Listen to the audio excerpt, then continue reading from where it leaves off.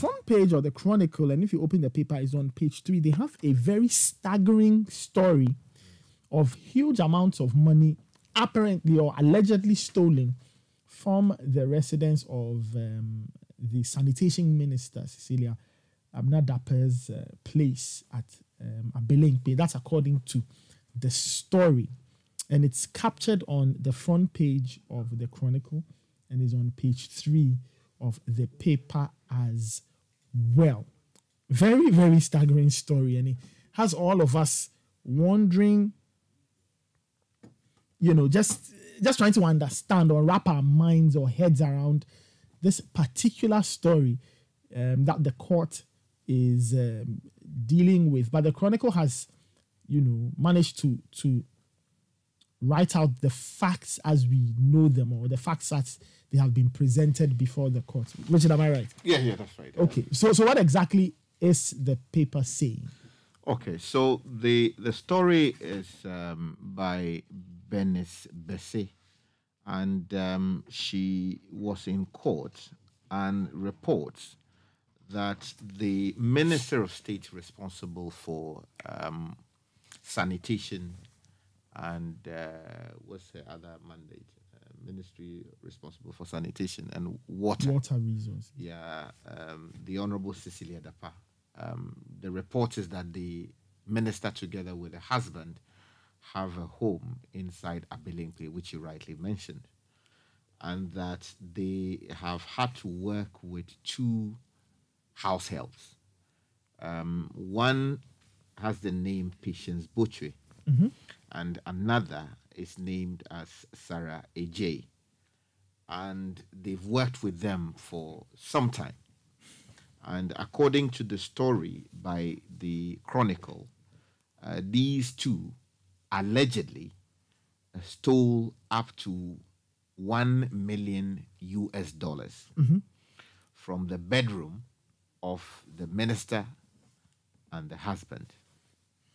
And in addition, they also stole some 300,000 euros, similarly from the bedroom of the minister.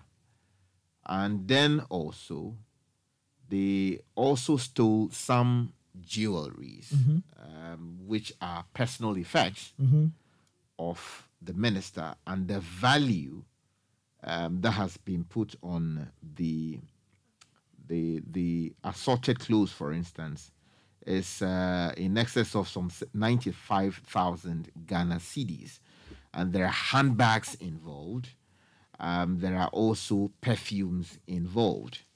The cost of the jewelries, the jewelry, yeah, that's right. We're told that 90,000 Ghana cedis. However, patient alone within the same period stole 6 pieces of kente cloth worth 90,000 Ghana cedis. Now, kete or kente worth 90,000 Ghana cedis. That's quite a lot. Yes, a lot. So she stole what, 6 pieces of kete or kente. Okay, yeah, that's right. Valued at 90,000 Ghana cedis. So if you strike an average, that's about, each piece is about 15,000 cedis. Yeah, that's some really proper. Yeah, that's right. That must be some really proper kete, if you like. And then also, there are suits involved, as in coats, the one we commonly call up and down, the has suits. And that valued at some $3,000. And these suits apparently belong to the husband of the minister. And then also, if you go further into the story, we're told that the 2 did not act alone, and that having allegedly stolen the money, they shared the money with some other people. So 3 other people supposedly in play as far as this story is concerned. So, for instance, the 3rd accused person is Benjamin, who is said to be a 29-year-old plumber, and he's been charged for dishonestly receiving some 180,000 Ghana cedis. And then also there is another accused person who is the 4th accused person. He has been named as Kweku Botwe, who is 65 years old and is a trader and is believed to be the father of one of the accused persons, the house help. And he has also been charged for dishonestly receiving 50,000 Ghana cedis. And then also there's one Malik Dauda, who is the fifth accused person. He is 23 years old and he has no job doing. And according to the story, he received dishonestly some 1 million Ghana cedis. Now, the girls themselves have also been charged for conspiracy to steal these assets, monies, and all of these personal effects. And then also for actually stealing. So you conspire to, and then also you actually allegedly stole the monies in question. Now, let me tell you about the brief facts of the case. If you go into the story, we're told that the court was told in an amended charge sheet about the brief facts of the case in relation to Patience. Now, she is also known as Mabna, and as I stated earlier, was a household of the complainants. In this case, Daniel Osei-Kuffour, who is the minister's husband. And the minister we're talking about is the Minister for Sanitation and Water, the Honorable Cecilia Dapaah. He's a seasoned politician in many respects. Now, the court was also told that Sarah was also a former household of the complainants. And the judge who presided over the matter, the name is Her Honor Susanna Ekufu. Now, the story suggests that the complainants reported the case to the police somewhere in June of this particular year. And this was after they had detected that some of their possessions had gone missing together with some, cash. And we are told in the story that at what point one of the girls, the name Patience, was caught. And she apparently opened the doors to the minister's bedroom with a duplicate key, according to the story. Wow. And she was caught red-handed by Mr. Kuffour, who is the minister's husband, who had just returned from town and for some reason found that their door was sort of open, ajar. Compromise. Yeah, and then also there was some unusual noise coming in from the room. We're told that when he entered the room, he found the first accused person hiding behind the door. Sounds like a Nigerian movie. Yeah, a better moment. This is serious. Now, we are told again in the story that after this particular incident, the complainants, who are the minister and then the husband, found out that, look, a number of their possessions had gone missing. And then they caused the arrest of the first accused person. And according to the story, she was subsequently granted police inquiry bail. This was to allow the police to investigate the matter and determine the fine details of what exactly had allegedly gone wrong. And then also, subsequently, the first accused person fled Accra and went into hiding, according to the story, with a boyfriend. In Tamale. Whilst in Tamale, we are told that the two lovebirds allegedly rented a 3-bedroom apartment at the cost of 105,600 Ghana cedis. This is someone's business capital. It's allegation. I see. And then also rented a store for some 120,000 Ghana cedis. So the young girl and the boyfriend together, cohabiting allegedly in the north of the country, Tamale to be specific, renting out a 3-bedroom house and then also acquiring, renting a store for business.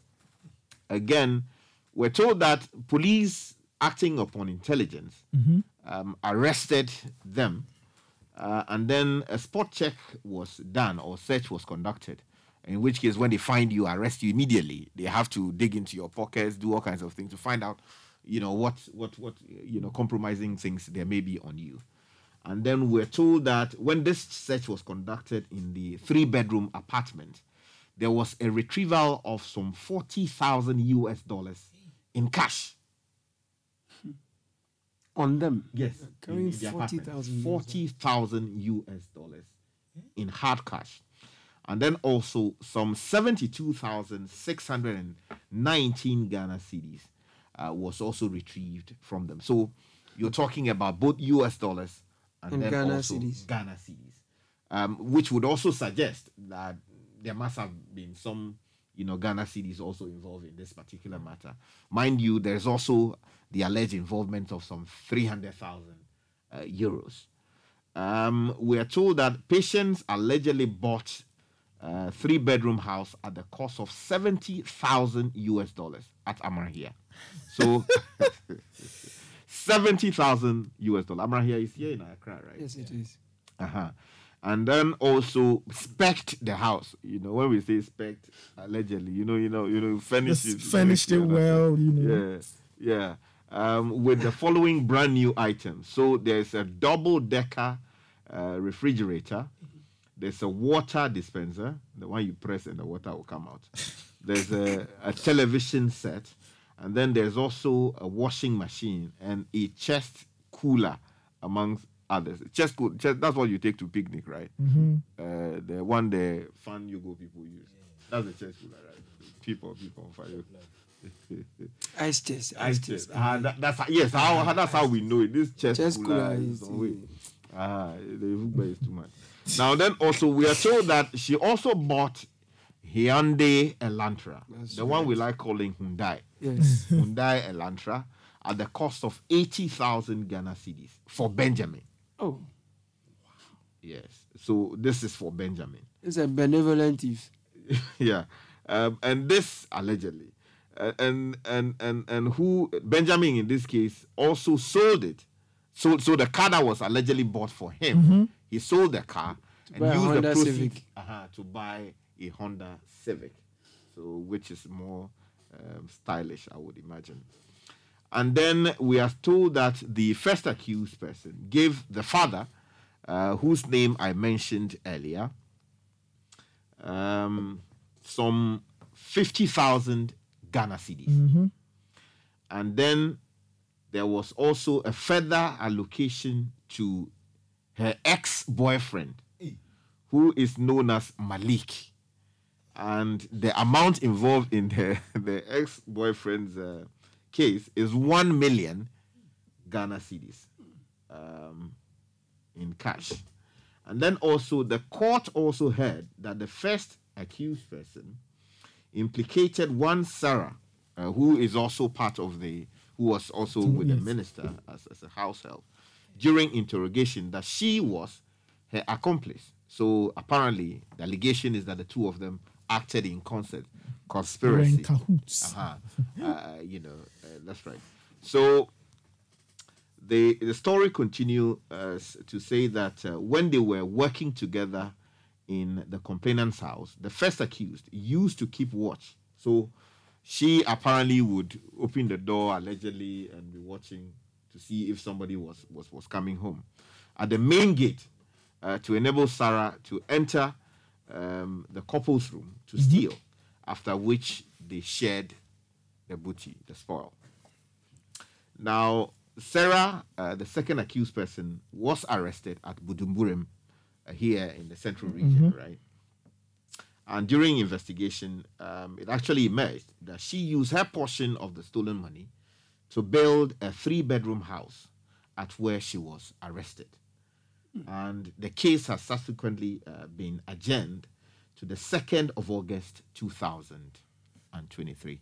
So these basically are the bare facts of the case surrounding $1 million allegedly stolen from the house of the Minister for Water Resources and Sanitation, Cecilia Dapaah, and the husband.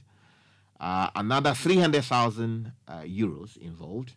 millions of cedis also involved. So the money doesn't just stop at 1 million Ghana cedis, 300,000, but then also there are millions of Ghana cedis also involved. And then we're told that jewelries are involved. We're told that kete or kente, high quality involved. And then we're also told that there are some suits, kutu, also involved. Nathan. Wow. So those are the facts on page 3 of the Chronicle reported by the newspaper. They had their reporter in court. So whatever it is that was said in court is what the paper has captured. But I think it really leaves us with a lot of questions. That what is a minister of state doing with $1 million, 300,000 euros, and millions of cedis at her residence? Because I thought that the convention was if you have money, you keep it, somewhere, a bank, basically, if you want. Some people put their monies in all kinds of interesting places, either in investment, whatever. But we see that this is really worrying, because it is a minister of state involved in this. And Richard, if I get you right, once this matter is appearing in court, it presupposes this case was reported to the police. Yeah.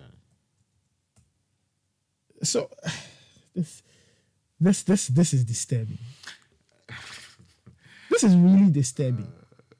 See, if somebody will say, okay, yeah, maybe because he's a minister. The point is, even if you're an ordinary person, you cannot be carrying such heavy amounts in your house. And then it just happens so that it is a minister appointed by the president to take care of water resources and sanitation. It doesn't matter which sector it is. The point is that once you are a minister of state, there are certain things you don't do. You are supposed to be the vanguard of the system. So if ultimately the government is telling people, oh, keep your money well, keep it safe, put it here, put it there, those things, and the Bank of Ghana talks about the fact that, all kinds of habits lead to the cedi dollar dance that we do, and to hear that such a thing has been reported and these amounts are popping up and these amounts are found in the house or the bedroom of the minister of state, guys, this is disturbing. It will be interesting for me to know the source of all this cash. Yes, then it leads us to that question. The source of all this money in the home of the minister. Because, a cabinet minister earns 16,423 Ghana cedis a month. 16,000. Okay. Yeah, but we should... And if it's a government project... if this money is for some projects, why is it in the home of a minister? We do not know. You see, what I don't want us to do is to speculate as to how she came by the money. Fine. We just have to deal with the facts as we know it. Because, there could be legitimate... It could come from a legitimate source. It could. And I'm issuing this caveat because the story does not tell us the source of it. Doesn't at all. It only recounts what was said in the court. So we cannot make presumptions as to where the money may have come from. That's fine. But we can ask legitimate questions as to how come this amount of money will be retrieved unlawfully by the house helps of the minister from her home.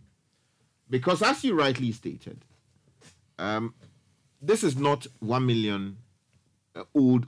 It's not hundreds. Yeah, that's right. This is $1 million US. And we're told that this thing happened sometime in June. Yeah, that's right. I think it happened in 2022. Yes. 2022. July and October. Yeah, that's right. But they were actually arrested this year. Okay. Now, if you do the maths, there's a lot of money in Ghana cedi terms. Yes. And then also, we are further told that some 300,000 euros are involved. Now, the question is, how come this amount of money, $1 million, was not sitting in a Forex account? How come 300,000 euros was not sitting in a Forex account? And then also the other millions of cedis involved. How come they were not sitting in an account, a cedi account, here in Ghana, and for bank transactions to be carried out to deal with whatever business that the minister's husband may be involved in or the minister may be involved in? There are legitimate public interest questions that have to be asked.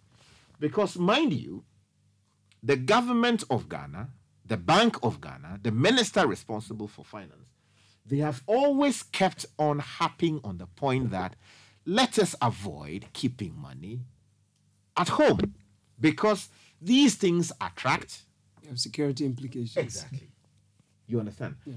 And if you are a public officer of the size of a minister, there is a legitimate expectation that you would lead by example so that people who are watching your conduct would be minded to act similarly. Because the government cannot be telling citizens to take their money to the bank. And we are told in this story, although we're not told whether the money was stolen small, the fact is we're told that $1 million is involved. Mm-hmm. So the presumption is that this money may have been sitting in the house, in the bedroom, and the suspects allegedly went in for the money. So people who are concerned about issues of alleged corruption in government will be raising issues. How come this money was sitting in the home of the minister? In other jurisdictions, it would not be enough to be questioning the girls who are allegedly involved in this. Mm-hmm. There will be legitimate questions asked by the tax authorities and then also people who are interested, for instance, Financial Intelligence Center. Mm. Because if you are found to have cash like this in your home, as I stated, there will be legitimate red flags raised. That how come this money is not in the banking system? And when the money is not in the banking system, people begin to probe. They ask serious questions as to how come such an amount of money should be in your office or in your home. Because there are a number of international protocols we have signed on anti-money laundering, on corruption-related matters, on matters having to do with banking. All these Basel things you talk about. Yes. The idea is to ensure that we avoid too much cash in circulation. Mm. Because when cash is involved, all kinds of unlawful things follow. So while we cannot assume wrongdoing, we can raise legitimate questions as to how come, as to the source, as to what explanations the minister will be required to give, or the husband, depending on who actually owns the money. Because we're told that the suggestion is that the two of them, use the bedroom. But we are not told clearly as to who the money belongs to. We are told they are the complainants in the case. So there are legitimate good governance questions that emerge. I remember that in the 90s, if my memory serves me correctly, the Honorable Dr. Obed Asamoah, then the Minister for Foreign Affairs, and then also Attorney General, if my memory serves me correctly. He also, or was he the national chairman? No, he must have been the national chairman of the NDC at the time. Some amount of money was similarly stolen from his home, his bedroom, the story suggested. And these were police officers who were allegedly, charged. Not allegedly charged, they were actually charged for allegedly stealing the money. Of course, the courts subsequently found that they actually acted criminally. Now, an interesting question emerged when the case went to trial as to whether, properly speaking, money said to belong to a political party could be construed to be public money in a sense, right? Because if the money belongs to a political party, it's not state money. Yeah. All minor questions emerge. Of course, the court brilliantly dealt with the matter that if you look at our constitution, political parties play a critical role in shaping the political destiny of our country. They shape the views of the people. They shape public policy. They shape how people act in which way or in what way. They shape legislative policy and all kinds of things. And to the extent that they are a key component of the governance of this country, we can construe that which happens in political parties, including resources belonging to the parties, as monies belonging to the party, the good people of Ghana, and therefore public interest is properly invoked. Yeah. Now, if you distill that principle and you apply it in the current circumstance, the person involved is the Minister of State. As of the time, the Honorable Dr. Obeda Samuel must have been the national chairman of the NDC also. You can dig that up immediately. And so that's why I'm saying that there is a vested public interest in this particular matter because a Minister of State is involved. So we need to know the source of the money. There has to be an explanation, first of all, to the President, the appointing authority, and then also to the other institutions of state, which are interested in spaces like this, so that the public conscience can be properly, communicated to that, the money was for this particular purpose, or it belonged to this person. This is the reason it was in the house, and nothing untoward happened.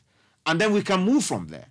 In the meantime, though, the courts would have to do their job, prosecute on the basis of the facts and subsequent facts that may come into the possession of the investigating officers, and let the chips fall where they may. But there are serious questions that the minister must answer. So do you think that away from this, Caleb? So the court is dealing with a case of alleged theft, okay, where the minister and her husband are the complainants. Yeah. So, Caleb, do you think that when this settles, the minister herself should have to answer some questions? OSP possibly calling her in? Yeah, I think Sky has made those points to engage the conscience of the people and communicate with us so we understand what has gone on so far. Some communication would need to be done, you understand? And for me, the other thing that surprises me is the fact that the accused persons, shared this money with their family and friends, including their father. Allegedly, as seen in the facts presented to court. And if your daughter, 18-year-old daughter, presents you with so much money, you're not going to ask her the source of that wealth. Where did you get this from? Because then we've gotten to the point where everyone just wants to make money, and money comes to you, you don't question the source of the money. So it's just about getting wealth, it coming quick, you don't question where it's coming from, no morals, nothing. It strikes me, because this week we've heard that 1.5 million young people between the ages of 15 to 20, they are not in training, they are not in education, they are not learning anything. There are so many of these people, right? And this is concerning. It should start conversations in many, many homes, because there are several many homes that have house helps here and there. We all will need some assistance here and there, right? So who do you have in your home as your house help? Who is helping you there? And what kind of conversations are they having? What kind of people are they dealing with? But ultimately, the bigger conversations and the questions Sky have asked, we're trying to have a more cashless society, trying to have a society where not so much cash is in circulation. We've been talking about digital for a very long time, where we are trying to engage more people, migrate a lot more people onto digital platforms, so we have a cashless economy, operate a cashless system. Now here we have so much money in the home or bedroom of the minister and her husband, and all these have been stolen. Look, this is staggering. It's quite scandalizing for me. And there are moral conversations. There are issues of ethics. Those Sky has raised. Why you have so much money in your home and all of that. And for me, I'm looking at 18-year-old, 30-year-old. These are very young people. But I mean, of course, 49-year-olds. Yeah, they are very young, and I mean, clearly they had access. Clearly, they've been seeing a lot of money in the house, and so they may have probably felt that if they nicked a few bills here and there, it turned out to be a lot, that they would not be caught. But Richard, I think per the facts, they said one of them was caught in the act. According to the story, the husband returned home one day and noticed that their door was ajar. It was ajar, okay. And ordinarily, they had not left it, ajar. And they had a duplicate key. Yeah, so when he entered, apparently, the accused person in this case was hiding behind the door. And because there was unusual noise coming from in there. From in there. And then she was picked up and then sent to the police, right? Investigations began and she was granted bail.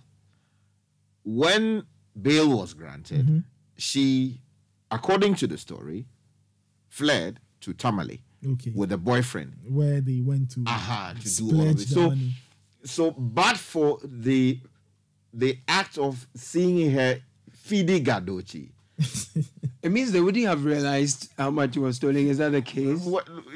Most probably. I don't know the sequence of the story. So whether that they have stolen enough and the man only found out something was happening. Story, they noticed and that was what led to some belongings had gone missing. So this was after. This was after. Okay. So when they caught her, according to the story, and at this point we're dealing purely on the basis of the report. The facts as we know. The report is that she was caught sort of red-handed, at the scene of crime, allegedly, and she was taken to the police. Yeah. Subsequent investigation showed, and of course, they then realized that so much more has gone had gone missing, and then she was subsequently freed on bail, pending police investigations and all of that. After which she fled to Tamale with a boyfriend and all of that. Will that increase the gravity of a crime? I mean, no, not. Of course, I mean, unless there is basis to say that she jumped bail. Right. If you jump bail, that is an entirely different matter. You can be prosecuted under Ghanaian law for jumping bail. From the charges we have currently before us, there's no suggestion that she's being prosecuted for jumping bail, and there's no suggestion that she jumped bail. Right. The two charges against them have to do with allegedly stealing money and other possessions, and then also conspiracy to steal these things. But let me also point out that the reason the question emerges around the minister is because she's a minister. It's a public official. There's no suggestion that she has done anything wrong. We are simply speaking to the facts and saying that if the facts are to be believed, then legitimate questions emerge. Of course, it is to be understood that the minister lives reportedly in that house with the husband. I do not know what the husband does. I don't know the husband's business. And we are not told whether the money belongs to the minister or the husband or the two of them together, or someone else. What we are told is that the money was retrieved unlawfully from their home. So these legitimate questions are being asked not to scandalize anybody, but merely to point out that a public official of a status is said to have been, occupying, together with the husband, the room from which these possessions were stolen. She's a respectable woman. She's done politics all these years. In private circles, she is also a woman of substance. Previously a minister under John Kufuor's administration and being a member of parliament. So she's not just a nobody. You understand? So we are not discussing the matter oblivious of these facts. Yes. And then also, we are not raising these questions oblivious of the fact that the husband may well be a man of timber and caliber. But there are legitimate questions to be asked when we are told that $1 million is stolen from the home of a person who happens to be a minister of state, regardless of whether or not she occupies the said home with her husband and all of that. So that would have to be pointed out. In Ghana, we are not doing badly.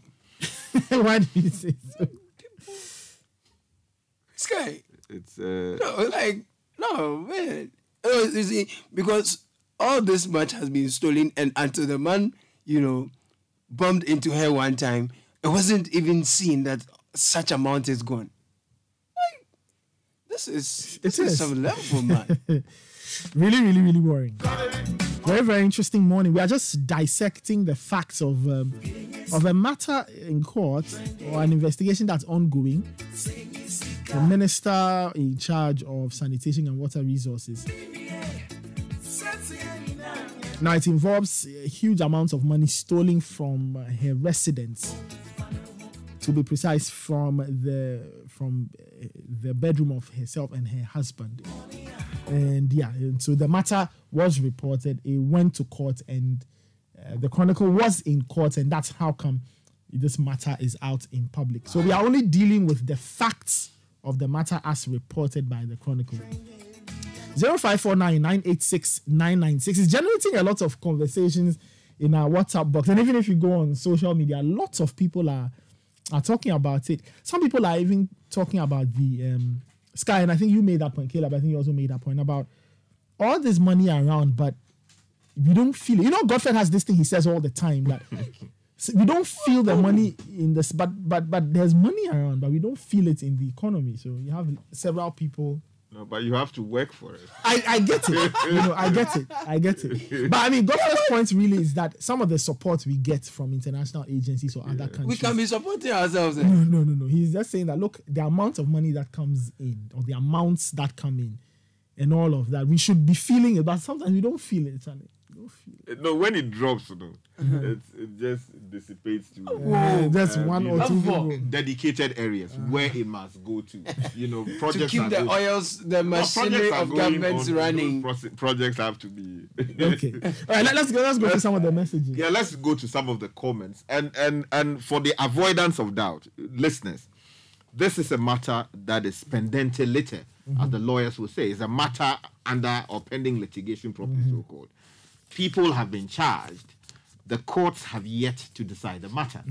But there are specific facts that raise legitimate good governance issues. And there are also legal issues involved because of the likelihood that people will talk about alleged money laundering and all of that.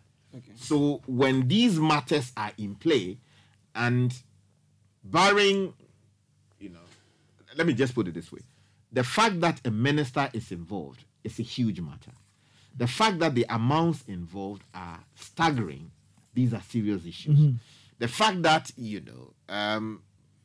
there's a suggestion that an 18-year-old is involved. And the kinds of things allegedly done after the monies were allegedly stolen. These are very serious matters.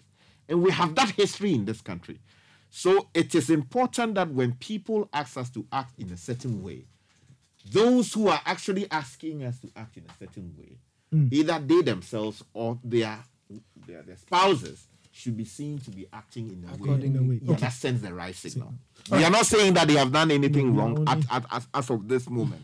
We are raising legitimate public interest issues. All right, let's speak to Edem Senanu. Edem Senanu is co-chairman of the Citizens Movement Against Corruption. We just want to get a few thoughts of his, on this matter, and whether or not, this matter should trigger a conversation or should trigger questions that need to be asked, about these things and, related matters. Adam, good morning and welcome to the Citi Breakfast Show. Good morning and thank you for having me. Thank you so much for your time.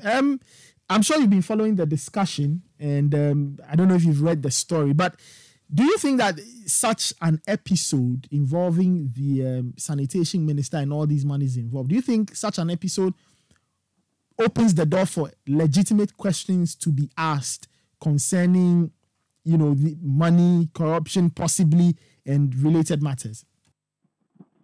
Absolutely. First of all, the sums of money and the quantum raises eyebrows because we do know how much public officers are paid, ministers. We are not expecting millions of dollars and other currencies to just be easily accessible. So that definitely raises eyebrows. There's also the prudence of anybody deciding to keep that kind of money at home. I mean, nobody who is very cautious about security would want to keep that. And why would you when that kind of money could be earning much more elsewhere? So the prudence and why anyone would want to do that raises eyebrows. Now, the third issue that it highlights for me, recently on the 11th of July, we celebrated 20 years of the AU Convention on the Prevention and Combating of Corruption. And one of the articles, and Ghana is one of the signatories to this convention, covers illicit financial enrichment. And it's a part of the convention that, as far as I'm aware, Ghana has not yet codified. In other words, we've not done a corresponding legislation to cover that space, which is the intention. The intention is that once you ratify it, then you're going to say you pick the various articles within the convention and cover it within your jurisdiction. I think that to date, we've not covered the illicit financial enrichment, which then would cover issues like lifestyle audits, where when something like this comes up, there's a suspicion that the sources of income cannot justify the sums of money being spoken about, then it triggers a lifestyle audit to check how did you get this amount of money. So in my view, this absolutely deserves discussion. Great. So this matter, as we know it, is before the court. Now, you say that we need to ask serious questions. So, for example, if, assuming we want to bring in the OSP, at which point do you think the OSP should jump in? Now that the matter is in court, or when this aspect is determined, then the OSP can also ask questions of this person involved because the person is a minister of state? I think that because it is before a court, and I mean, unfortunately, we don't know what the substantive issue put before the court was. I mean, sometimes depending on what the issues are, it is possible to still have a discussion around other aspects of a particular case. Well, the court is dealing with alleged theft because it says that some items had been stolen from the house and a police report was filed and it ended up in court. So essentially, the court is looking at people who allegedly picked items from the minister's house. That's what the court is dealing with at the moment. I suspect in that instance, if we talk to the lawyers, it will not be interference with the court processes if we spoke about how come that money was in the house in the first place. Because it looks like that's a separate issue. It's just an issue of theft and who picked it and what's going on. Then raising the issue about should that money even be there? Isn't there an issue of potential money spent beyond your income? How come our public officers have that kind of money and it is sitting in the house? I think that perhaps we need a lawyer to confirm, but I think it's a legitimate discussion that can be held now since the issue before the court seems to be distinctly different. You, in your earlier submission, you spoke about the fact that one of the conventions we had not really dealt with was the bit about illicit financing and all of that. If I got you right. Yeah. Good. What do you think is hampering our progress on this particular indicator? Why have we not met the targets of this indicator? Why have we not fully incorporated into our laws? I think that these are areas where, we say good governance is never, ever readily supplied. It must be constantly demanded. So those of us in the good governance and anti-corruption space know that typically in jurisdictions where laws have been made and enforced, it takes the rest, civil society, media, to keep reminding government, because what happens is that once they're in position of authority, they are not inclined to do that which holds themselves accountable. So we do need to demand much more, I don't want to use the word alacrity, but much more speed in ensuring that we come up with laws that tighten up those spaces. For example, the public officers code of conduct bill, which has been hanging around for a long time, because there are elements there that they know will hold them, and so they are not in a hurry to push it. I think this one is it before cabinet or what. So there are elements of these issues which are best practice internationally that we have not yet codified, and it is for the rest of us as citizens to make enough of a fuss about it, such that they can't, dodge, and not that we go silent after a week or two, to compel these pieces of legislation to be passed. Then something like this immediately. You're asking for a lifestyle audit. How did he get that kind of money? How did they have it in their house, and under what circumstances? Adam, thank you so much for your time. We appreciate that. Adam Senanu is co-chairman of the Citizens Movement Against Corruption. Let's still the Citi Breakfast Show. When we come back, we'll take some of your comments. We have very, very interesting comments coming in. I've had a few lawyers also send me some comments as to what we can discuss or cannot discuss. All right, let's go through some of the comments that have come through on 0549 986 996. This is the Citi Breakfast Show live on your dial 97.3 Nathan, FM. the comments are coming in, and should the OSP not invite the minister to start answering where she and the husband got those monies in their home from? As a question that comes with no name attached. Eugene from Ho. On a more serious note, this maid must be celebrated. She gave the minister a haircut straight. Oh, Eugene. Why are people like this? Oh, Eugene, don't do that. This is just Minister of Sanitation and Water. Then as for Chief... Oh, okay. Let's move on. Hello, Citi. Using the current fixed deposit rate, $1 million will earn about...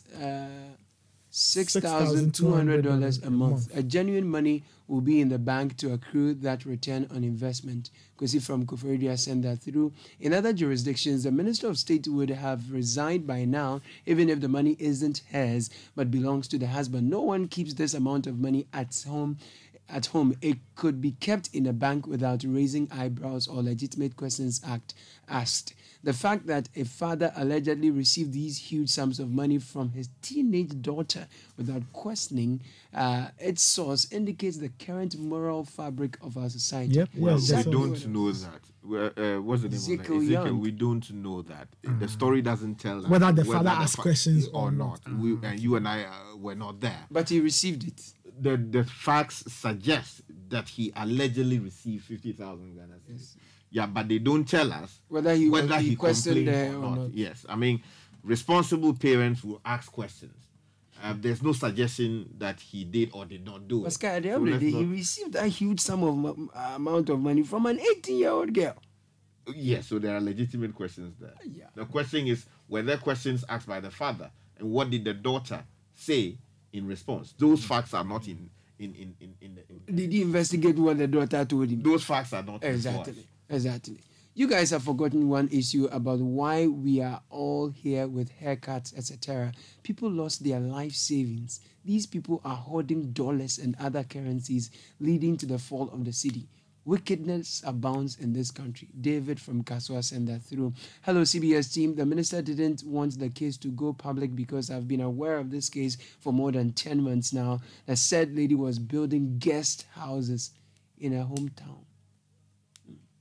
Okay. Well, we don't know that for Fidelis. Well, the story suggests that at least something was built. Yeah. In both cases, there are houses involved. Yeah.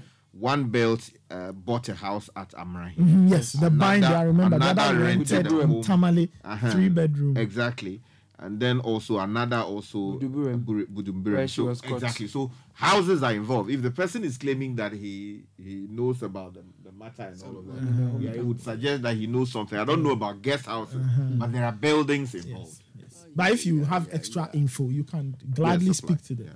Law enforcement. Fidelis from Asutari Junction is saying that $1 to the city as of 2022 was 15 Ghana cedis, which means the minister had 15 million Ghana cedis. We don't need to go under the receivership of the IMF. If one minister can have such what's that? I don't know what word it is. A mountain. Okay, no problem. I don't get it. Can you imagine what other ministers would have? God saved this country from Sky. You want to correct? Yeah, you should tread cautiously. Let's tread Exactly. cautiously. You see, because they are saying that sanitation begins. Please. Well, we must be the careful. We are told about facts surrounding that. Exactly. We don't know whether the money belongs to the minister exclusively, or the husband, or to the husband exclusively, or to the two of them, or to somebody else. We can raise issues, but you see, it should not form the basis to suggest that because X amount of money was found in the minister's home, it means that all other ministers. Let's we cannot do that. We cannot do a coefficient. That extrapolation. Yeah, it's a very dangerous path to traverse. But there are legitimate questions that we have to raise about how politicians keep money, because as I said, this is not the first time. It happened under, in the name of Dr. Obeda Samoa. Very recently, there was a politician who was reported in the Western region. The suggestion that some money was stolen by some galamsey money and the guy fled the country or something like that. Again, some other MP was also mentioned as having asked the what do you call it, the houseboy or somebody or the driver to take money to the washing bay or car to the washing bay, and something allegedly happened. But these are just not basis for us to conclude that everybody is stealing money. No, that's very the facts don't immediately tell us that. What they tell us is that we should ask questions as to how she came by the money. Okay, people are also saying that, like, basically, there is money in the system. Oh yeah, I mean, wow, that's where the money is. Read more messages. Nathan and Tim, is there any law that prohibits anyone from keeping their money in their home instead of a bank? I know people who have vaults in their homes to keep money and expensive items like jewelry, diamonds, etc. The Bank of Ghana thing you mentioned is an advice, not a law. Secondly, let's not think this is necessarily government money. Yeah, airports. Yeah, from airports. Okay. I don't think I can read that one. Were all these things and money stolen at the same time, or it was done gradually and the complainants never noticed until they caught someone red-handed? Okay, that's a question. All right, a few more messages and then we move on. Good morning, City team. This theft case is interesting. Should it just be about the house help? The minister also has to be investigated to find out what she... Okay, I think Sky has spoken about. Yes, I mean, as for legitimate concerns and questions, yes, we need to ask those questions, and we are hoping that the right people mandated to ask those questions will. Good morning, Nathan and Sky. I'm disturbed about Honorable Cecilia Dapaah's misfortune. I sympathize with her deeply. I have these comments to make, however. Ghanaian politicians are very rich. Madam Cecilia Dapaah, her reason for keeping foreign currencies in her home is very obvious, because her government has succeeded in rendering our city very impotent over the period. She didn't want to save the money in the bank because of the fear that the BOG will collapse banks. She couldn't invest the monies in securities because of the fear that she will lose her money in the capital market. D, while she avoided all these precarious situations, she willfully surrendered the money to predators in her own environs. It goes on. This is a big lesson for all of us. What goes around comes around. The government must improve the economy so that Ghanaians, including politicians, will have the confidence to save and invest. At least Madam Dapaah could have purchased a safe to keep the monies in. A big lesson to all of us. I pray she recovers at least a large chunk of her monies. Jonathan from Gan West. You proceeded to make... You see, this is the difficulty. Those guys, they said they don't have confidence in the system they have built. You see, we cannot make we cannot make that. You see, when you say these things, people jump and say, "Why are you sort of the money?" No. Why are you protecting? It's not protection. You don't get the difference. Yes. We are dealing with specific facts that are before a court of law. So we have to stick to those facts. We are sticking to the facts. Yes. We don't know who the money belongs to, because it's not stated in the story. But we are told the money was stolen from the home of a minister. Between July and October. Exactly. By which time the money was not lodged in the bank. Yes, so there are legitimate questions there. So that's true. We have to interrogate the minister. we have to interrogate the husband As because the husband is politically exposed yes. strictly speaking. So the institutions that are interested in money laundering, in issues politically exposed persons, they have to ask legitimate questions. As for that one, there is no two ways about it. But let us not quickly jump from there and come to conclusions as to why she must have kept the money at home. As now, we don't know. We don't know. We don't know. And we don't know whether the money actually even belongs to her. She would have to come in. First of all, the president should be calling her to have some serious conversation around how this money ended up in her house. Exactly. There should be legitimate question. Beyond the president, the institutions that are interested in this space would also have to ask legitimate questions. Because these things undermine, from the text messages you're reading, people are not happy about this story. They are raising issues. It actually damages public confidence. Because all of these things happened at the time we had issues with the city. The city and people were raising concerns. All of those things. Exactly. So those things. It is important that at both sides, those criticizing her and those who would support her, we have to appreciate that these are not small matters. Legitimate questions have to be asked, and if it would mean that people would have to face the consequences of their actions, those must flow. Right. Let me just read a comment quickly, Nathan, if you would indulge me. This comment comes from K, and K basically says, with your permission, Nathan, that it's a longish one. Please note that Cecilia Dapaah lived in the house with her husband, Mr. Osaikufo, who is the first complainant. The money was allegedly found in the couple's bedroom, and it was they who went to report the theft and the amounts involved. So there are legitimate public interest questions because one of the complainants is a minister. But there is also a complainant who is a private architect and a businessman. Having said that, so the husband is an architect. So I said I didn't know what he did. Having said that, they will have to explain how they came by the monies and why it wasn't in the bank account. Kay went on to say that I think that this should open up a public debate about wealth acquisition among politicians, pastors, young people without any known source of legitimate income, so-called influencers, journalists, business people, etc., etc. It raises questions about our society's ethos and how unquestioning we are at the societal and institutional levels when people flaunt wealth whose sources are opaque. Very strong concerns there.